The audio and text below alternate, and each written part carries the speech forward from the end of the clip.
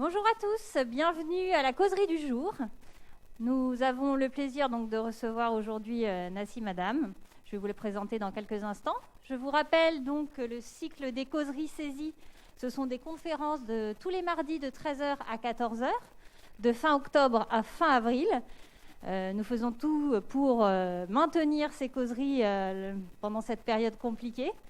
Nous avons depuis 3 ans la possibilité donc d'utiliser le live qui nous a permis cette année de compenser puisque nous n'avons personne dans l'amphi à part 2 collègues. Merci à eux d'être là aujourd'hui. Et donc nous vous accueillons, donc vous, soit salariés saisis ou apprenants saisis dans l'ensemble des centres, des 25 centres France, ou extérieurs, tuteurs, famille ou autres. Il y a un lien unique pour l'ensemble du cycle causerie. C'est gratuit. Vous avez juste à cliquer à 13h, comme vous le faites aujourd'hui. Et vous pouvez avoir accès à l'ensemble du programme. Donc, vous avez aussi la possibilité de nous envoyer vos questions via le mail causerie@idfc.saisie.fr. Je vous invite, si vous avez des questions à poser aujourd'hui, à m'envoyer des mails via donc cette adresse. Et je me permettrai de poser les questions à M. Adam juste après son intervention. Vous avez la possibilité également de demander le support, si cela vous a intéressé, pour que je vous le transfère à partir de cet après-midi ou demain. Et si vous avez des suggestions de causeurs, de thèmes pour l'année prochaine, évidemment, vous pouvez les envoyer également à cette adresse. Donc, je vais laisser la parole pour le moment donc, à Nassim, qui va vous parler aujourd'hui, comme vous pouvez le voir, donc, du Smart Building. Et je vous souhaite une très bonne causerie.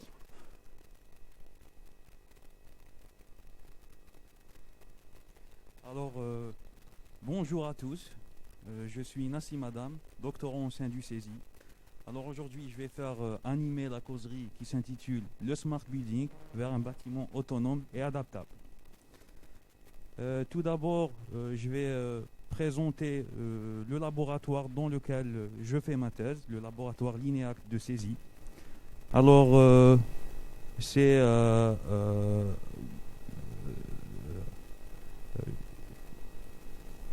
Lineact est un laboratoire dont la recherche est appliquée et dont les thématiques sont en lien avec les domaines dans lesquels on forme.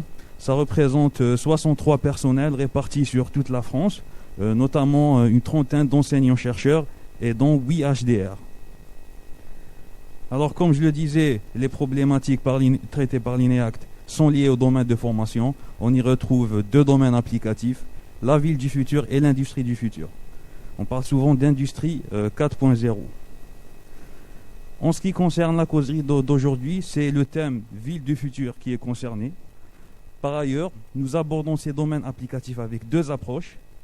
L'une basée sur les outils et les environnements de l'innovation et de l'apprentissage, ce qui correspond très bien à nos activités. L'autre sur le numérique en sens plus large. Alors évidemment, aujourd'hui, on va s'intéresser au numérique. En fait, l'ensemble des activités de recherche sont déployées sur toute la France. Certains centres se focalisent plus sur l'une ou l'autre des thématiques. Parmi les moyens technologiques dont dispose Lineact, il y a plusieurs démonstrateurs technologiques. L'un de ces démonstrateurs est le Smart Building du campus de Nanterre et c'est celui qui va nous intéresser aujourd'hui.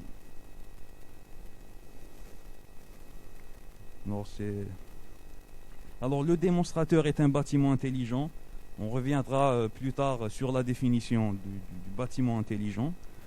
Il est équipé de nombreux dispositifs, des capteurs de température, de luminosité, de présence, etc. C'est un bâtiment équipé d'un jumeau numérique, donc qui se base entre autres sur la maquette BIM, qui pilote l'ensemble des capteurs et des contrôleurs. Il dispose aussi d'une maquette de réalité virtuelle et augmentée. Alors, c'est sur ce bâtiment que je travaille dans le cadre de ma thèse. Ma thèse qui s'intitule Machine Learning pour le pilotage énergétique intelligent de bâtiments connectés. Je suis encadré par Dominique Barthes de l'Université de Paris-Saclay, puis par Benjamin Cohen-Boulakia de Lineact.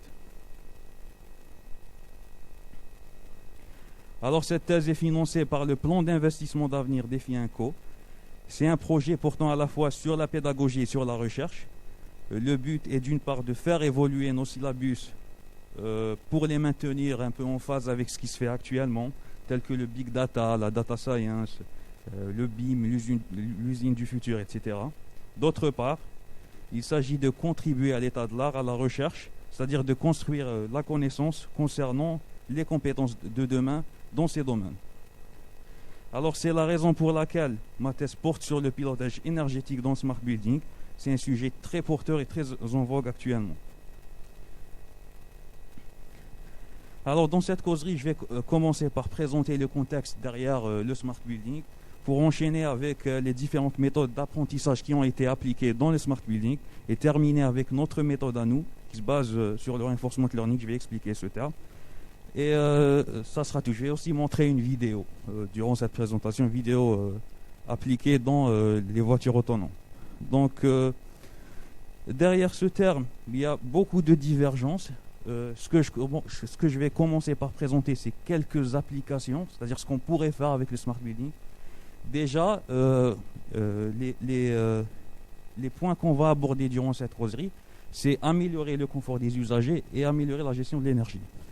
Alors, il y a d'autres points qui sont tout aussi importants, c'est-à-dire offrir de nouveaux services aux utilisateurs, tels que la planification automatisée, aussi faciliter le travail de maintenance des équipes, et voilà. Donc, les smart buildings, ça concerne essentiellement le secteur tertiaire. Il y en a aussi au niveau des hôpitaux et des logements, etc. Même si le terme technique pour le logement, ça serait plus smart home que smart building. Alors derrière ces applications, il y a plein d'enjeux. D'abord l'enjeu environnemental. En fait, la consommation énergétique au niveau du bâtiment, elle représente une très grosse part de la consommation de l'énergie dans le monde, environ 70%. D'ailleurs, la Commission européenne atteste que pour diminuer les gaz à effet de serre au niveau de la couche d'ozone, il fallait passer par une gestion énergétique efficace dans les bâtiments, c'est-à-dire par le smart building. Et ce, pour réduire les émissions de CO2 et atteindre la cible fixée par la Commission d'ici 2030, donc de réduire de moitié. Alors, tout aussi important, il y a les enjeux économiques. La même Commission a fait une étude qui nous permet de faire des prédictions sur la consommation énergétique des smart buildings. Eh bien, on attend de grosses économies, surtout concernant la lumière. Il y en a aussi concernant la gestion de la chaleur. C'est à moindre mesure. Alors, bon... j'ai abordé les applications. Là, je vais définir vraiment ce que c'est qu'un smart building. Déjà, on a des capacités, ce qu'on appelle des capacités de base du smart building. C'est le fait que le bâtiment soit communicant et interopérable. Communicant dans le sens où le bâtiment arrive à récolter des données, à faire de la visualisation pour voir un peu l'évolution de la température, de l'énergie, de tout ce qu'il y a, de tous les éléments qui sont dans le bâtiment. Ça, on sait faire, c'est de l'IoT. Concernant l'interopérabilité, alors ça exige que les différents sous-systèmes du bâtiment arrivent à communiquer entre eux. Ça, en fait, c'est un peu plus compliqué. Ça exige que les industriels soient... qu'il y ait plus d'uniformisation des protocoles et des formats. Il y a peu d'enjeux scientifiques derrière. C'est plus une question de communication et d'uniformisation. Et ça, c'est pour les capacités de base. La question qui se pose naturellement, c'est est-ce que ces deux points concernent réellement l'intelligence? Est-ce que être communicant, être interopérable, ça suffit pour être intelligent? Alors, le psychologue Jean Piaget définit l'intelligence comme étant... Alors, il dit l'intelligence, ce n'est pas ce que l'on sait, mais ce que l'on fait quand on ne sait pas. Ça veut dire que l'intelligence, c'est la possibilité de s'adapter à de nouvelles situations. Donc, c'est exactement la définition algorithmique de l'intelligence. Et Et suivant cette définition, il n'existe pas de bâtiment algorithmiquement intelligent. En tout cas, pas encore. Pas en production.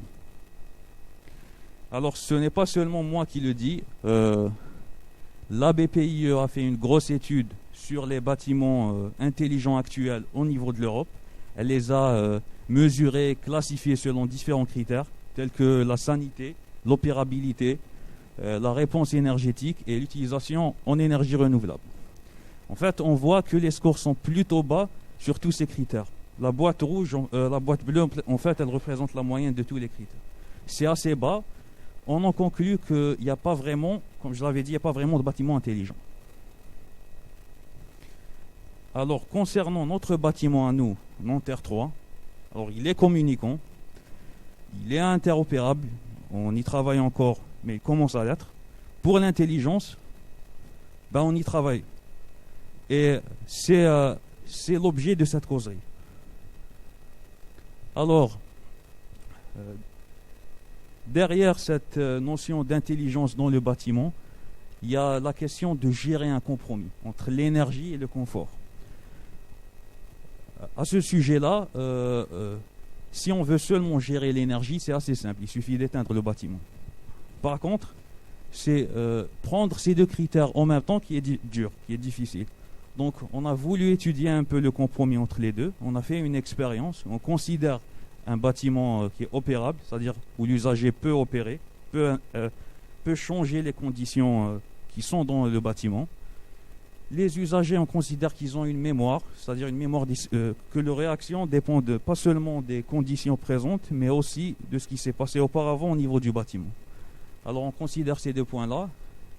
L'expérience consiste à faire diminuer la lumière de manière régulière. Bien sûr, on laisse l'usager rallumer la lumière s'il se trouve dans des conditions sombres. Et puis, on calcule l'énergie moyenne durant cette baisse. Alors, on fait ça pour différentes vitesses de baisse. Et le résultat de cette expérience est exprimé dans la courbe. Alors là, il y a la vitesse, et puis là c'est la consommation énergétique. Ce qu'on observe, de manière un peu contre-intuitive, c'est que quand on baisse rapidement le niveau lumineux, eh bien on a une grosse consommation en énergie. Alors, on a une grosse consommation d'énergie aussi quand on baisse doucement la lumière, mais là, ce n'est pas si étonnant, ça veut seulement dire que le bâtiment reste allumé plus longtemps. Ce qui est un peu bizarre, c'est ce phénomène-là. Comment on explique ça? En fait, ça veut dire que pourquoi on a ça, c'est en fait, si on baisse trop rapidement la lumière, l'usager a tendance à surréagir parce qu'il se trouve dans des conditions qui lui sont pas favorables. Ce qui va avoir un impact sur la lumière parce qu'il va rallumer à chaque fois. Et du coup, on a une grosse consommation d'énergie. Donc, ce que ça veut dire par ailleurs, c'est qu'il faut intégrer la notion de confort dans le pilotage de l'énergie. Et ce pour avoir de bonnes économies d'énergie. Et ce qui sera intéressant, c'est justement de faire baisser la lumière ni trop rapidement, ni trop doucement. Donc, d'arriver vers ce point qui équilibre bien entre le confort et l'énergie. Alors, pour le confort, justement, la question qui se pose, c'est est-ce qu'on sait modéliser? Parce que si on sait modéliser le confort, on n'a plus besoin d'intelligence artificielle. Déjà, pour l'énergie, on sait faire ça. C'est de l'ingénierie, c'est de la physique, c'est maîtrisable. Pour le confort, il y a de l'humain derrière, c'est subjectif. Alors, malgré ça, certains chercheurs par le passé ont essayé de modéliser le confort grâce à des équations physiques, physiologiques. Alors, il y a ce qu'on appelle le confort thermique et le confort lumineux. Pour le confort thermique, il y a le modèle le plus en vogue, c'est le modèle de Fonger qui a été proposé il y a plusieurs décennies. Il a été adopté par des associations de génie civil. Pour le confort lumineux, il y a aussi quelques modèles, mais pas de standard. Sauf que pour les deux types de confort, il est très complexe de prédire le confort des occupants. Pour plusieurs raisons. Il y a des difficultés de gérer des situations transitoires, passer du chaud au froid ou du froid au chaud. Aussi, il y a des biais statistiques à gérer et à prendre en compte. c'est assez dur de proposer un modèle qui va généraliser sur toute la population, à partir de seulement un échantillon. Ça, c'est un vrai obstacle. Et face à ça, d'autres chercheurs ont proposé ce qu'on appelle le confort adaptatif. Alors ça veut dire que le comportement de l'usager va changer quand celui-ci se trouve en situation d'inconfort. Il s'adapte, il agit sur l'environnement. Ce n'est pas un élément qui est passif plutôt. Alors, c'est là où intervient l'intelligence artificielle, dans le sens où elle va récolter des données sur le comportement de l'usager, et puis, à partir de ces données, va essayer de comprendre et de faire le pilotage de manière à assurer le confort. Alors, concernant nos travaux à nous, le but, c'est de piloter le smart building afin d'optimiser la consommation de l'énergie. On a testé ça d'abord sur la lumière, pour deux raisons. Premièrement, ça a été très peu étudié dans la pratique, sauf dans des conditions hyper maîtrisées qu'on ne retrouve pas dans la vie de tous les jours. La deuxième raison, c'est que c'est un peu plus simple que la chaleur. Il n'y a pas de phénomène de latence, c'est-à-dire de décalage entre le moment où on configure le système et le moment où celui-ci change, où celui-ci influe sur l'environnement. Bien sûr, on compte étendre ça dans le domaine thermique, justement. C'est un grand consommateur d'énergie. Et puis, faire des tests sur simulation, déployer sur Nanterre 3, quand on le pourra. Vu la situation actuelle, c'est un peu plus compliqué. Donc, là, je vais aborder les techniques d'intelligence artificielle qui ont été mises en place au niveau des smart buildings. Je vais apporter une vision globale et puis dire ce qui distingue notre travail à nous des autres. Donc, je ne vais pas rentrer dans les détails. Je vais seulement présenter les inconvénients des méthodes appliquées auparavant. Il y a un thème assez récurrent. Plutôt, il y a 3 points qu'on retrouve. Premièrement, c'est que pour avoir de bonnes performances, il faut avoir d'énormes quantités de données. Et en fait, on n'a pas toujours ça. Il y a peu de bâtiments connectés, comme je l'avais dit. Il y a peu de bâtiments intelligents. Deuxièmement, les algorithmes souvent ont des difficultés à généraliser vers de nouvelles situations. Ils ne sont pas assez intelligents. Et aussi, souvent, pour atteindre des performances suffisantes, si on n'a pas assez de données, ce qu'on fait, c'est qu'on essaye de mettre de la connaissance au niveau des algorithmes. C'est-à-dire inclure de la connaissance préalable ou inclure un modèle. Et ça, ce n'est pas toujours possible, surtout, comme je l'ai dit, concernant le confort des usagers. C'est subjectif et ça change. On ne peut pas modéliser.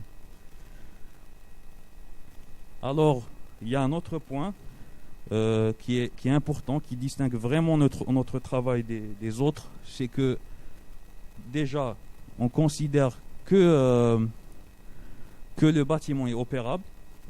Ensuite, on considère que l'usager a une mémoire. Et ça rend les choses un peu plus compliquées. C'est-à-dire qu'on se trouve dans une situation où, d'une part, le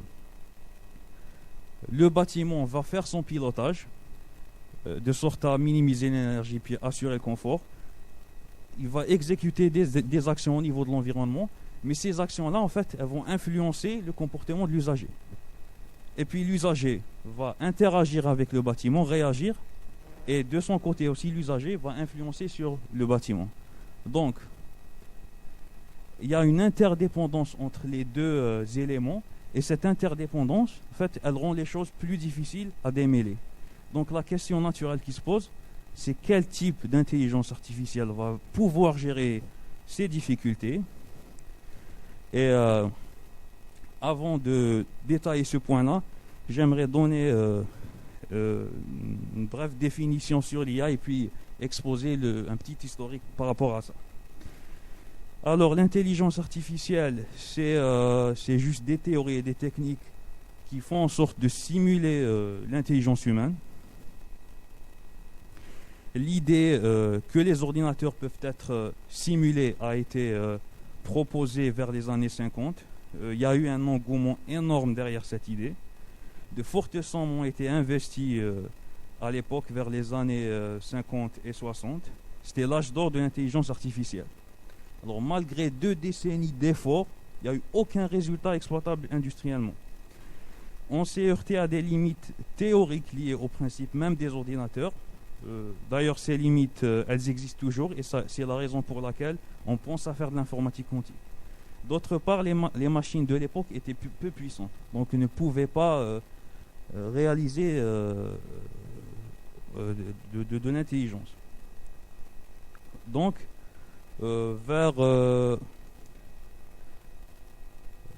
après, bon, il y a eu une sorte d'hiver de l'intelligence artificielle, et puis il y a eu un renouveau vers les années 80 de l'intelligence artificielle qui se base sur ce qu'on appelle des systèmes experts. Alors ça, c'est le fait de coder l'intuition humaine, la connaissance dans la machine.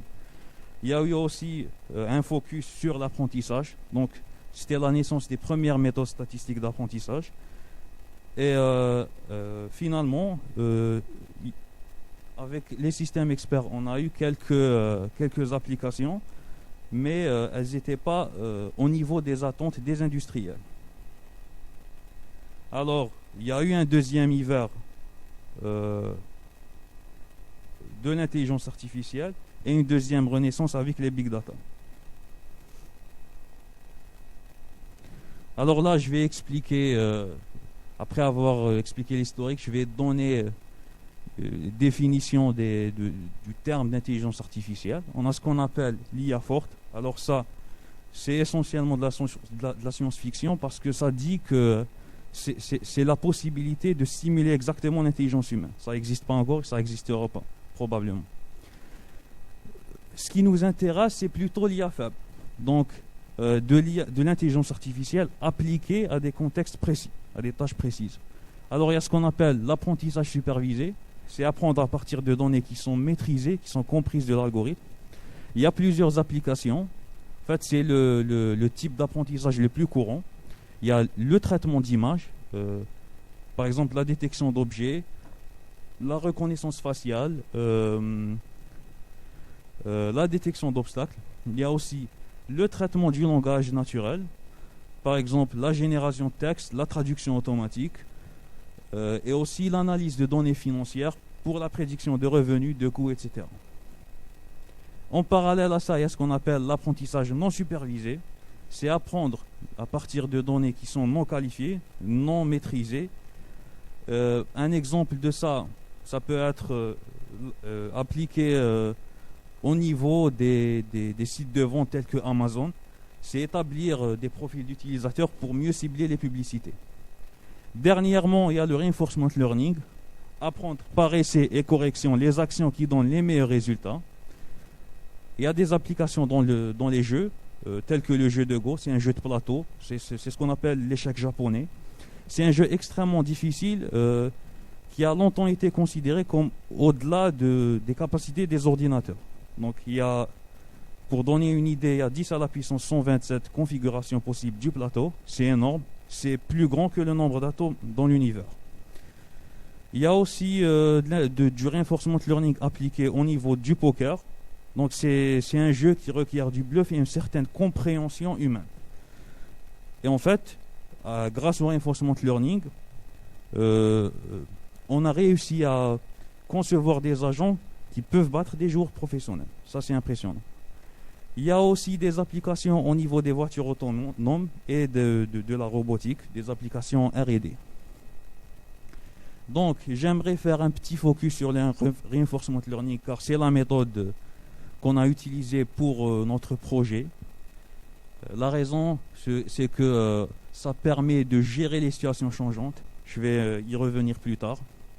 Alors, je vais d'abord faire un petit historique sur le reinforcement learning. Ça a été fondé en 1957. C'est né du mariage entre deux domaines, la psychologie de l'animal et puis la théorie du contrôle optimal. Les premiers algorithmes appliqués au jeu ont vu le jour vers la fin des années 80. c'était le jeu de backgammon et ça utilisait aussi le deep learning. C'est un terme très courant. Actuellement, on connaît une grosse explosion de ces méthodes. Toutes les applications dont j'ai parlé, que ce soit dans les voitures autonomes, dans le déplacement automatique de robots, la conception automatique de robots, etc., tout ça, ça se fait maintenant, à partir de 2010. Alors, le principe général, c'est assez simple. Alors, on a un agent. Cet agent évolue dans un environnement. Il veut accomplir une certaine tâche. Alors, l'agent dispose de ce qu'on appelle des actions. Et le but de l'agent, c'est de trouver l'action qui va réaliser sa tâche, avec laquelle il va atteindre son objectif. Donc, pour chaque tâche, on a une probabilité de sélection de la tâche. L'agent choisit l'action grâce à cette proba. Par exemple, on peut dire que l'agent finit par choisir l'action A3. Celle-ci est appliquée au niveau de l'environnement. Et puis l'environnement va évoluer. Et en fait, là, il y a, je montre la récompense, mais en fait, c'est un nombre qui va dire à quel point le changement au niveau de l'environnement est bon ou mauvais pour l'agent. S'il est proche de l'objectif ou s'il est loin de l'objectif. L'agent va utiliser la récompense pour mettre à jour la probabilité. Donc, plus la récompense est bonne, plus la probabilité est augmentée. Alors, il y a d'autres variantes du reinforcement learning dont je ne vais pas trop parler aujourd'hui. Il y a des variantes avec des punitions. Punition, c'est juste pour dire qu'il faut éviter de jouer l'action. Et le regret, c'est le décalage entre ce qu'aurait pu faire l'agent et ce qu'il peut faire actuellement. Donc, je ne vais pas détailler ça, mais c'est pour dire que ça existe. Alors, je vais vous faire une petite démonstration de ce que peut faire le reinforcement learning. Donc, je vais vous présenter une vidéo dans laquelle on fait en fait de l'apprentissage par renforcement appliqué aux voitures autonomes. Je vous laisse regarder. Alors ici, la récompense, c'est la distance en fait. C'est la distance avant la distance parcourue avant que le conducteur n'intervienne. Donc plus cette distance est grande, plus ça veut dire que l'agent fait bien ses actions.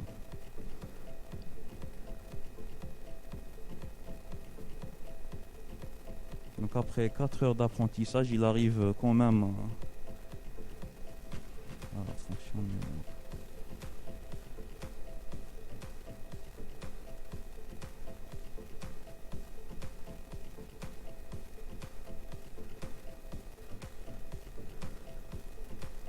Donc là, ils sont en train de dire que en fait, la partie vision du système, elle est basée sur ce qu'on appelle du deep learning. Bon, j'en ai pas parlé aujourd'hui, mais c'est ce qu'on appelle des réseaux de neurones convolutionnels. Ça sert à prendre l'image et à interpréter les éléments de l'image. Donc, interpréter la position de la route, la position des arbres, etc. En fait, ça va aider l'algorithme à interpréter ce qu'il y a dans l'image.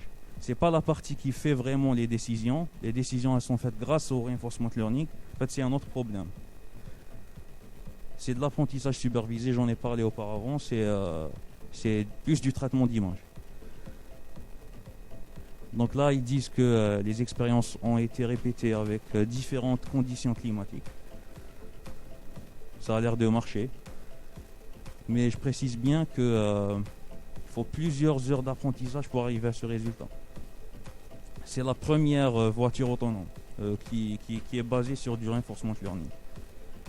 Donc c'est un domaine assez porteur et on verra de plus en plus de ces technologies-là. On espère faire ça dans le smart building. Alors, j'arrête la vidéo. J'aimerais retourner à ma présentation. En fait, la question que j'ai posée auparavant, c'est quel type d'apprentissage utiliser. Là, je remets un peu le schéma d'interaction entre l'agent et l'environnement. En fait, si on prend ça Et si on met ça en parallèle avec le schéma d'interaction entre le bâtiment et l'usager, on voit qu'il y a un fort parallèle entre les deux. Dans le reinforcement learning, on a un agent qui choisit une action qui influence l'environnement. L'environnement retourne la récompense qui va influencer sur l'agent. Là aussi, on a le bâtiment qui exécute des politiques de contrôle, qui influence l'usager, qui change la vision de l'usager. L'usager va réagir et va influencer sur le bâtiment. J'avais dit que c'était un problème complexe, ça l'est, mais c'est gérable par le reinforcement learning. C'est exactement le même schéma. Donc, c'est pour cette raison qu'on a opté pour le reinforcement learning. D'ailleurs, je vais présenter les travaux qui ont été faits par rapport à ça. Mais avant, j'aimerais recommenter la courbe que j'avais présentée auparavant. Donc, la courbe qui va refléter ce compromis entre confort et énergie. En fait, le but, ça serait d'apprendre la bonne vitesse, celle qui équilibre le mieux entre le confort et l'usager. Pourquoi on a besoin d'apprendre? Pourquoi on a besoin d'apprentissage pour faire ça? Parce qu'en fait, ce minimum-là, on ne connaît pas à quelle vitesse il correspond. On ne connaît pas toujours ça. La forme de la courbe, la forme générale de la courbe en V, elle reste la même. Mais la vitesse précise qui correspond à ce minimum, on ne la connaît pas. Elle change en fonction de l'environnement, en fonction de plein de paramètres, en fonction de l'usager. Par contre, la forme générale reste toujours la même. Et il s'agira dans notre travail d'apprendre ce minimum. Mais je n'ai pas dit certains points. Déjà, ce que je n'ai pas précisé, c'est que là, on ne fait que baisser la lumière. À aucun moment on va stabiliser la lumière. Pourquoi? Parce qu'on a voulu seulement étudier l'influence de la vitesse de diminution sur le comportement de l'usager. Ça, c'est le premier point. Le deuxième point qui est très important, c'est qu'il y a toute une partie que j'ai omise. En fait, cette courbe, elle est incomplète, la courbe en V. Il y a toute une partie où la lumière augmente linéairement avec la vitesse. Donc, la question qui se pose, c'est à quoi correspond cette partie? Pourquoi on a ça? En fait, cette partie, elle correspond aux vitesses qui sont tellement rapides que l'usager se relève sans cesse pour éteindre la lumière, pour interagir avec le bâtiment. C'est des vitesses qui sont bien entendu inacceptables pour l'usager, car il ne peut rien faire d'autre. Il interagit incessamment. Et pourquoi elle augmente? Elle augmente parce que c'est une partie où il n'y a que la vitesse du système par rapport à l'usager qui va compter. Donc, si l'usager est plus réactif que le système, eh bien forcément, il y aura une plus grande consommation d'énergie au niveau du système. Et ce qu'on veut faire, j'avais dit qu'on veut apprendre la bonne vitesse pour faire baisser la lumière. Eh bien, je veux affiner un peu ça. Là, il s'agira d'apprendre la bonne vitesse, de baisser la lumière, mais de la baisser de manière acceptable. C'est-à-dire en étant dans cette partie-là seulement. Parce que si on veut juste baisser l'énergie, juste réduire la consommation énergétique, on aurait pu choisir n'importe quelle vitesse qui sont là. Donc elles sont toutes au-dessous de ce niveau-là. Mais ce qu'on veut faire, c'est plutôt, bien sûr, réduire la consommation de l'énergie, mais aussi tout en, satisfaisant en quelque sorte le confort de l'usager. Donc, on ne s'intéresse pas à la partie de gauche, on s'intéresse seulement à cette partie. Et pour faire ça, on devra en quelque sorte coder, reformuler l'apprentissage par renforcement à l'aide de cette courbe. Donc, ce qu'on veut modéliser au niveau de l'apprentissage par renforcement, c'est les actions et la récompense. Les actions, c'est un peu simple, c'est seulement la vitesse de baisse. Puis la récompense, c'est un peu plus compliqué. Car, comme je l'ai dit, on devra apprendre la vitesse qui équilibre entre le confort et l'énergie. Donc la vitesse qui correspond à ça. Et ça a été un vrai challenge pour trouver la bonne fonction de récompense. Je vais vous exposer la formule de cette fonction de récompense, même si je ne vais pas expliquer les détails. Alors là, voilà. Le principe, bon, c'est un peu compliqué, mais le principe général, c'est plutôt simple. Là, on a la partie de l'énergie. Ça veut dire qu'on doit faire des économies d'énergie. Et ça veut dire que l'usager ne doit pas trop interagir avec le bâtiment. Et en fait, le produit des deux va refléter cet équilibre. Alors, j'ai présenté la méthode. Maintenant, j'aimerais bien présenter nos résultats à nous. Ce dont on s'est intéressé en premier, c'est de voir comment la sensibilité de l'usager va influencer sur le système. Alors par sensibilité, je veux dire la mémoire en fait. La sensibilité, c'est la mémoire. Et en fait, la mémoire de l'usager, elle aura tendance à influencer le système. Et ce qu'on a fait, on a fait une expérience où on considère des mémoires d'usagers plus ou moins grandes. Donc, la courbe qui correspond à ça, déjà, ici on a le temps, ici on a la probabilité de choix des vitesses, et on voit que si la mémoire est faible, c'est-à-dire si l'usager n'est pas sensible, l'algorithme peut facilement trouver la bonne vitesse. Donc là, on voit bien qu'il y a une action plutôt une vitesse qui se dégage parmi les autres, qui est trouvée, qui est choisie à elle seule au bout d'un moment. Alors inversement, si on choisit un usager qui est plutôt très sensible, dont la mémoire est très grande, eh bien on remarque que l'algorithme a tendance à avoir du mal à trouver les bonnes actions. Il va converger vers ce qu'on appelle des stratégies mixtes, c'est-à-dire qu'il va hésiter entre plusieurs actions. Il va tendre à choisir une action puis une autre. Et je ne l'ai pas montré ici. Les stratégies qui sont prises sont plutôt bonnes énergétiquement, mais ce n'est pas la meilleure mais ce n'est pas toujours la meilleure, quoi. Alors, au-delà de ça, on peut étudier comment le choix des vitesses mis à disposition de l'algorithme va influencer sur le comportement du système. Ce qu'on peut considérer en premier, c'est le nombre d'actions mises à disposition au système.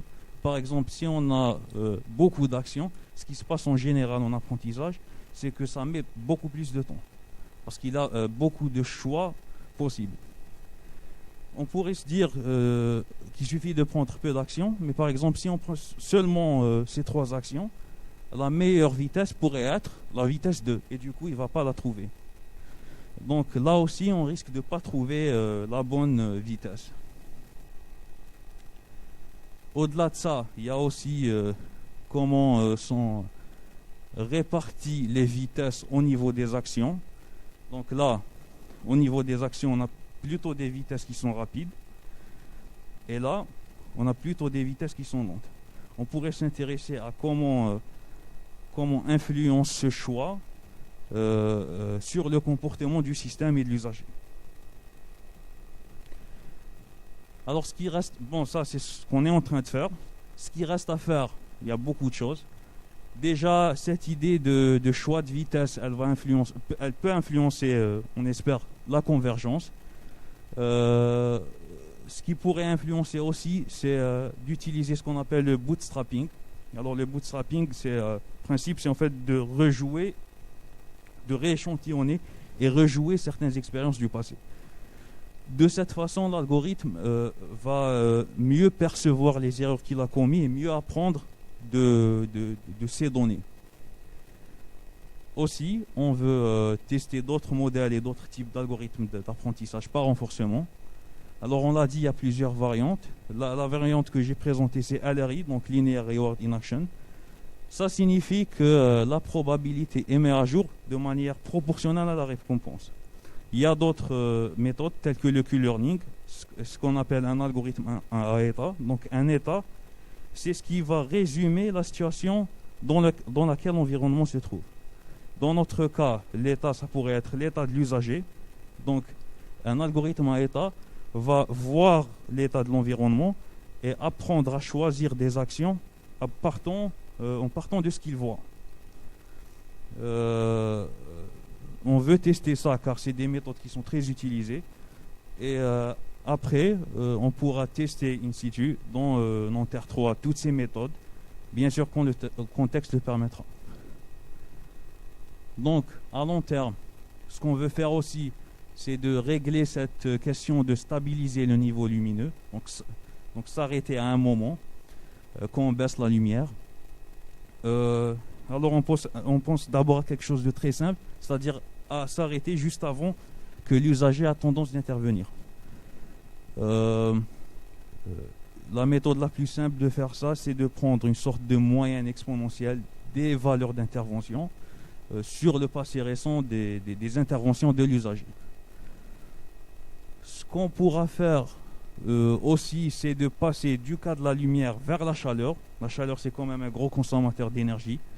Une première approche consiste à introduire une sorte de latence, c'est-à-dire de décalage, de gérer ce décalage entre le moment où l'action est choisie et le moment où l'environnement change. Et pour aller plus loin, pour avoir un système vraiment complet, des simulations vraiment complètes, il faut intégrer ce qu'on a fait sur le reinforcement learning avec ce qu'on est en train de faire et ce qu'on a fait sur le jumeau numérique pour pouvoir avoir des simulations et des scénarios complets qui vont nous permettre d'affiner encore plus nos résultats et d'aller vers quelque chose de plus loin.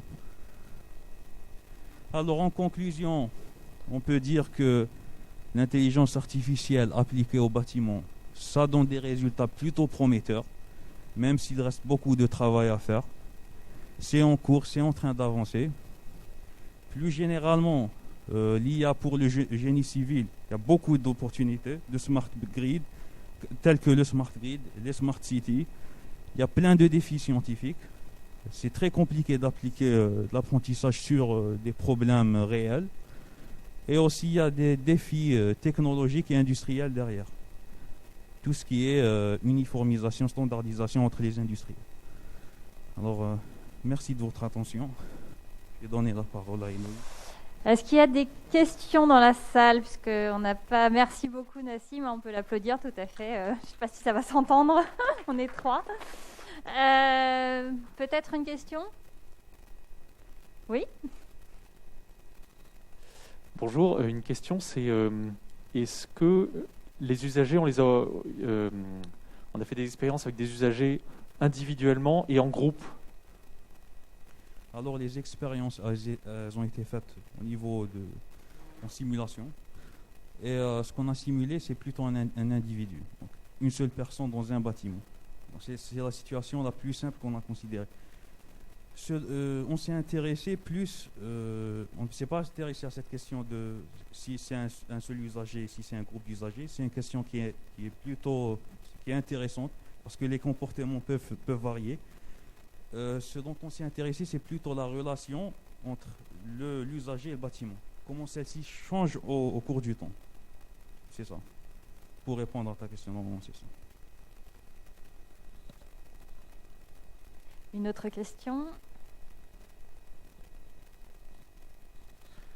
Alors, en ce qui concerne le confort thermique, du coup, puisque là, les travaux portent beaucoup sur le confort lumineux, le confort thermique, là, c'est un peu une prédiction que je demande. Est-ce que simplement appliquer les mêmes algorithmes, on a de bonnes chances qu'ils fonctionnent, ou est-ce que, à cause de cette latence, il faudra qu'ils apprennent autrement? C'est plus un avis que je demande qu'une information, parce que si ça n'a pas encore été fait, on n'a pas de... Alors ça dépend du type de modèle d'apprentissage par renforcement qu'on prend. Si on prend par exemple l'algorithme du LRI, en fait il n'y a pas de cette notion de temps et de conséquences à long terme des actions. Là peut-être qu'il y aura du travail à faire avant de faire fonctionner les choses. Si on prend par exemple Q-Learning, Q-Learning il gère automatiquement l'effet à long terme des actions. Parce que ce qu'il veut maximiser, c'est la somme, l'espérance de la somme à long terme des récompenses.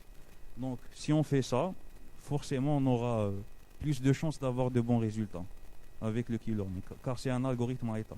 Comme je l'ai dit auparavant, un algorithme à état, c'est un algorithme qui arrive à voir les choses, il a plus d'informations. Du coup, c'est plus simple de traiter ça. Et je pense que ça va marcher avec Q-Learning.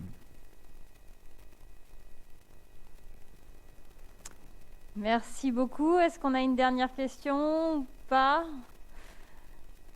Non, bah écoutez, on a été un petit peu plus rapide cette causerie. Merci à Nassim de nous avoir parlé du Smart Building. Merci à vous dans la salle d'avoir participé également. Merci à vous qui nous suivez donc à travers le live. Je vous rappelle que la semaine prochaine, comme vous pouvez le voir sur le programme, nous avons Dimitri Carbonel qui vient vous parler des enjeux et usages des mythes de l'intelligence artificielle. Donc plus un côté un peu généraliste autour de l'intelligence artificielle. Et vous avez toujours la possibilité, je vous le rappelle, d'envoyer vos questions à causerie@cesi.fr.